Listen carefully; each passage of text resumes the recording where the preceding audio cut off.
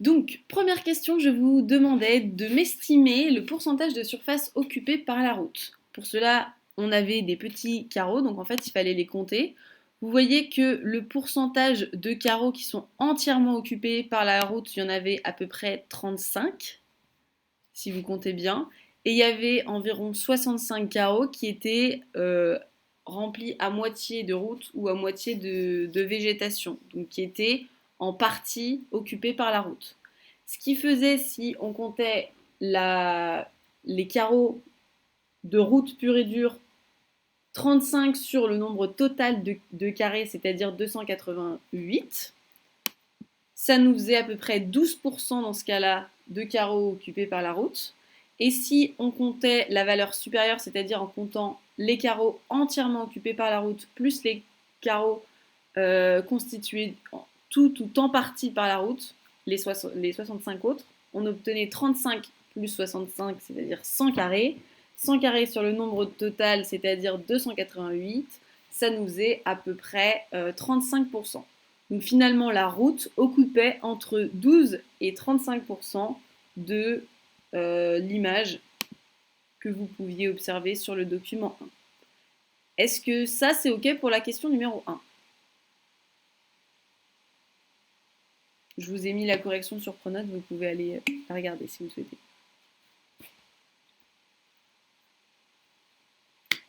Ok, super. Là, c'était juste un petit calcul de pourcentage.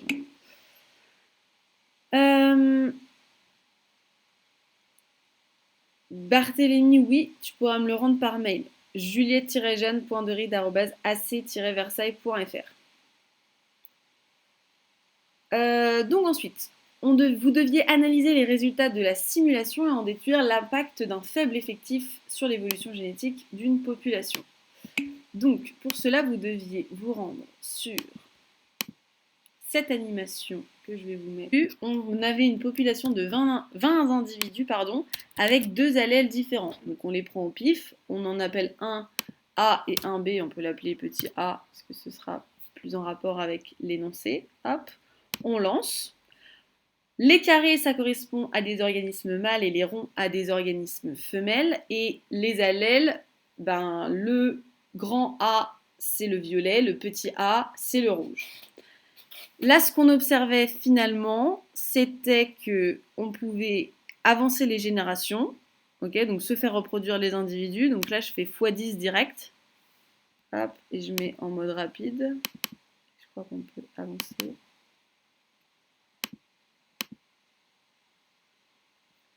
Là, on vous demandait de faire se reproduire 50 générations. Et en même temps que vous voyez défiler les générations, on peut repérer sur le graphique la fréquence des allèles. Donc vous voyez par exemple que l'allèle grand A, donc l'allèle violet, là pour l'instant, il est de plus en plus présent, donc il va bientôt atteindre les 100%. Voilà, donc là ça fait 20 générations. Alors il n'a pas encore atteint les 100%. Voilà. Et là, ce qu'on observe, on est seulement à 30 générations, mais on observe déjà que l'allèle grand A, donc l'allèle violet, il a atteint 100% en fréquence et l'allèle petit a complètement disparu, puisqu'il n'y en a aucun dans la population. Lorsque un allèle atteint 100%, on dit qu'il est fixé. Donc là, la première expérience qu'on vient de faire, au bout de 50 générations, on observe que c'est l'allèle grand A qui est fixé. Okay, alors que l'allèle petit a, visiblement, a disparu. On vous demandait de refaire cette expérience, mais 10 fois, exactement la même, donc je la relance.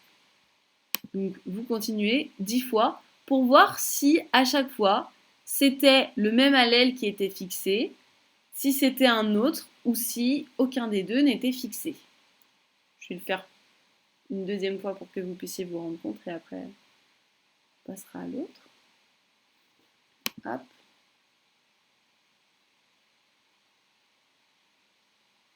Là, je sais pas si je peux accélérer. Si.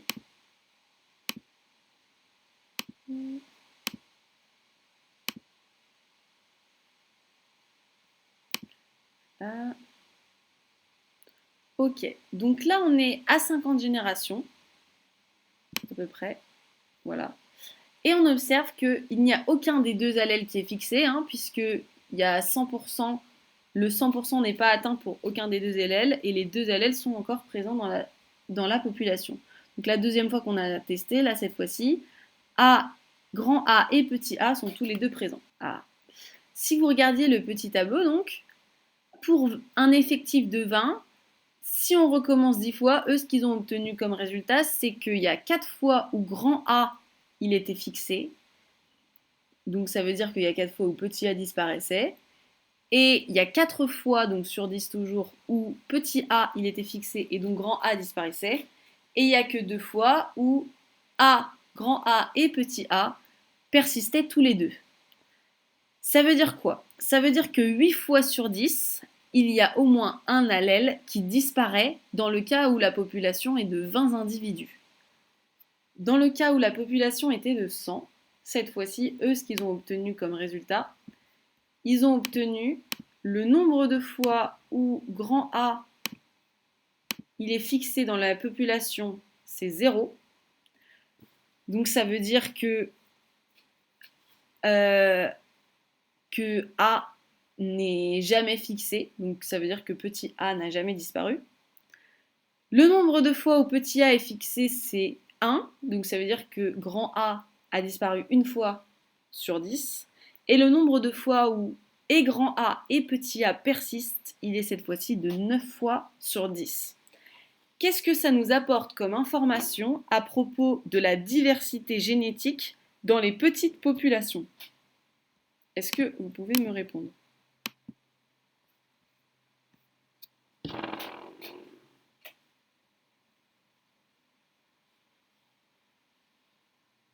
Comment qualifieriez-vous la diversité génétique dans les petites populations avec l'expérience qu'on vient de faire? Maëlle, tu nous dis plus l'effectif est réduit, plus la diversité génétique diminue. C'est exactement ça. En effet, plus l'effectif est réduit, ça veut dire que plus il y a de chances que les allèles soient homozygotes, hein, ce soit le même allèle dans la population. Si vous vous reproduisez avec des gens qui ont plus de liens de parenté avec vous, vous avez plus de possibilités d'avoir les mêmes allèles. Ok? Et donc, la diversité génétique va diminuer. Alors qu'on le voit dans une grande population, il y a moins de chances que cette diversité génétique diminue, ou en tout cas, il y a plus d'allèles. Ok? Donc, si on passe à la question numéro 3, on vous demandait déduire l'effet de la fragmentation causée par la route sur l'évolution génétique d'une population. Alors là, en gros, il y avait une route qui coupait en 4 finalement notre parcelle de forêt. Ce qui fait qu'une grosse population, par exemple, de 100 individus, elle aurait été divisée, par exemple, en 25, 25, 25, 25. Ok? Les individus ne se seraient reproduits que au sein des 25, puisque sinon ils auraient été tués par les voitures en traversant. Donc, leur diversité génétique ont forcément diminué de par la fragmentation des populations à cause de la route. Et c'est ce qu'on repère dans le document 3. On repère en fait que plus on est proche de la route, donc moins de 500 mètres, et plus on a un indice de consanguinité qui est important. Donc on a une augmentation des individus homozygotes qui ont les mêmes allèles, ce qui diminue la diversité génétique. Cela veut donc dire que les routes limitent les effectifs et font diminuer la biodiversité. Donc ça, en fait, ça nous permet vraiment d'illustrer la dérive génétique. Puisque je vous le rappelle, la dérive génétique, c'est le fait que certains allèles, la fréquence de certains allèles diminue ou augmente, mais des allèles qui ne sont ni avantageux ni désavantageux, ok? Cette fréquence augmente et on voit que certains allèles prennent une fréquence plus élevée, puisque carrément il y a d'autres allèles qui disparaissent, mais simplement à cause du hasard et du fait que la population est réduite, donc ils ont plus les mêmes allèles. Mais c'est vraiment dû au hasard Et le hasard a un plus fort impact finalement sur des populations qui sont réduites. Parce que pour les grandes populations, ça va lisser les résultats. C'est un petit peu comme quand vous faites des expériences sur des individus.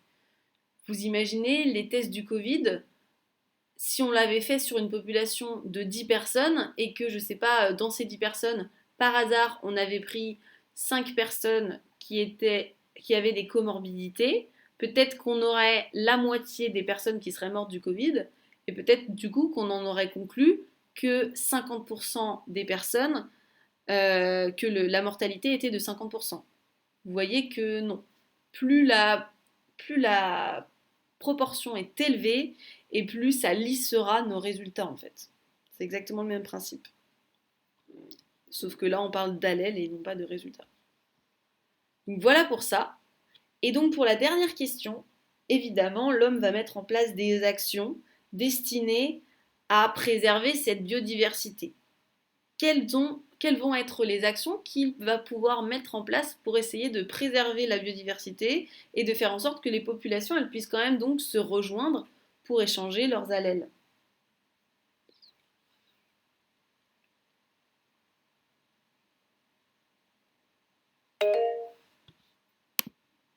Agathe, vas-y, on t'écoute. Mettre en place des corridors écologiques. Très bien. C'est quoi des corridors écologiques si tu devais l'expliquer simplement? C'est des sortes de ponts qui sont végétalisés et qui permettent de traverser des routes ou des constructions humaines. Très bien. Exactement.